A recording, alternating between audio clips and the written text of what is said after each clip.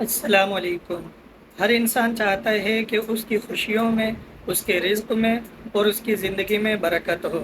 ہم دن رات محنت کرتے ہیں تاکہ برکت ہو، لیکن اس کے باوجود ہمیں برکت نہیں ملتی۔ آئیے میں قرآن پاک کی آیت کے ذریعے سے آپ کو بتاتا ہوں کہ برکت کا اصل فارمولہ کیا ہے۔ اللہ تعالیٰ نے قرآن پاک میں سورہ ابراہیم کی آیت نمبر 7 میں بڑا ہی خوبصورت اور واضح وعدہ فرمایا ہے۔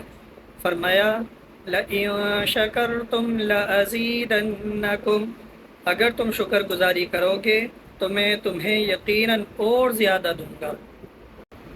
قرآنی نفسیات کے مطابق شکر صرف زبان سے الحمدللہ کہنے کا نام نہیں، بلکہ دل سے اللہ تعالیٰ کی نعمتوں کے اعتراف کرنے کا نام شکر ہے۔ جب ہم اللہ تعالیٰ کی دی ہوئی نعمتوں پر شکر ادا کرتے ہیں تو ہمارا دماغ منفی سوچوں سے ہٹ کر مثبت چیزوں کی طرف فوکس کرتا ہے۔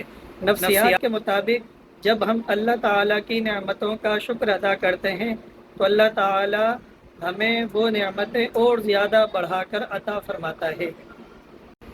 تو دوستوں، آج ہی سے شکوے شکایتیں کرنا چھوڑیں اور اللہ تعالیٰ کی نعمتوں پر الحمدللہ کہنا شروع کر دیں۔